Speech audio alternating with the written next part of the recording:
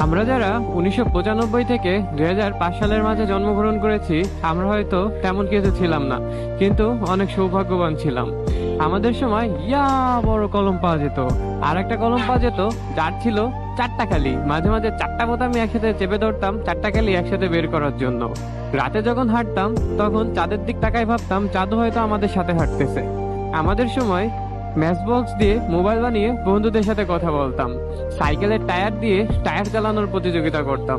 বৃষ্টি আসলে কচুর পাতার ছাতা বানিয়ে বৃষ্টির মাঝে দৌড়াদৌড়ি করতাম। দুপুর হলেই সবাই বন্ধু বান্ধব সবাই মিলে একসাথে ঝাপাঝাপি করতাম নদীতে, খালে, পুকুরে, যখন যেখানে সামনে বাদে। আমরা কলা পাতা দিয়ে আর বাঁশের চটা দিয়ে দোকান বানিয়ে মিছামিছি বেচা কিনা করতাম।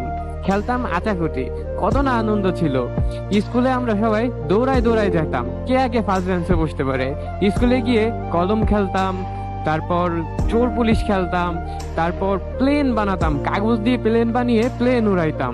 স্কুল ছুটি হলে দৌড়ে বাড়ি চলে আসতাম। বাড়ি এসেই সবার আগে মাঠে চলে যাইতাম, গিয়ে কানামাছি, তারপর সাত দাপ্পা, বরফ পানি। লুকোচুরি না খেললে আমাদের পুরো দিনটাই মাটি হয়ে যেত। রাতে বাবা মা অথবা দাদা দাদির কাছে গল্প না শুনে আমাদের ঘুমই হতো না। সাপ্তাহিক ছুটিতে টিভির রুমে হুমড়ি খেয়ে পড়তাম মিনা রাজু, সিসিমপুর, বাংলা সিনেমা দেখার জন্য। ডিশ অ্যান্টিনা নিয়ে কত না টানাটানি করতাম একটু ভালো ফুটেজ দেখার জন্য। হঠাৎ করে বিমান উড়ে গেলে আমরা ঘর থেকে এক চিৎকার দিয়ে দৌড়ে বেরোয় চলে আসতাম আর জোরে জোরে চিল্লাইতাম, প্লেন যাচ্ছে, প্লেন যাচ্ছে, প্লেন যাচ্ছে। দু হাত জামার ভিতরে ঢুকায় রেখে বলতাম, দেখো আমার হাত নেই।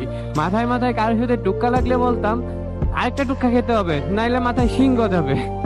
আমরা বিদ্যুতের সুইচ দুই হাত দিয়ে টিপে মাঝ বরাবর নিয়ে রেখে দিতাম, কি হতো এটা দেখার জন্য। দরজার পাশে লুকাই থাকতাম কাউকে আচমকা ভয় দিব বলে। হঠাৎ করে কেউ বসে থাকলে তার উপরে লাফ দিয়ে চলে যাইতাম যাতে সে লম্বা না হইতে পারে। ফলের বিচি খেয়ে ফেললে ভাবতাম যে পেটে হয়তো গাছ গজাবে।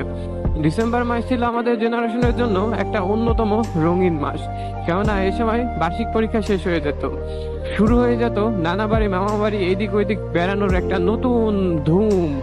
এইখানে যাইতাম ওইখানে যাইতাম, শুধু বেড়ানোর উপরে থাকতাম। আর যখন 31 তারিখের সময় হয়ে যাইতো, যতই দিন বাড়তো ততই মনের ভিতর ভয়ও বাড়তো, কেননা রেজাল্ট দেওয়ার সময় হয়ে গেছে। জানি আমার এই ভিডিওটা দেখার পর অনেকের মনে হয়তো অন্যরকম একটা অনুভূতি তৈরি হবে, কেননা এখনকার জেনারেশনের ছেলেপেলেরা এগুলা পায়নি। যেগুলো আমরা উপভোগ করে আসছি এই সময়গুলো তারা কখনো পায়নি, ইভেন এই জিনিসগুলো তারা কখনো উপভোগ করতেও পারবে না, কেননা এখনকার ছেলে মেয়েরা মোবাইলের উপর আসক্ত। তারা ছোট থেকে বড় হয়েছে গেম খেলে আর কার্টুন দেখে। ইউটিউব আর ফেসবুক আর গেম তাদের প্রধান খেলাধুলার মাধ্যম। তারা আমাদের মতো আনন্দ কখনো পায়নি, আর আগামী জেনারেশন হয়তো এরকম আনন্দ আর পাবে না।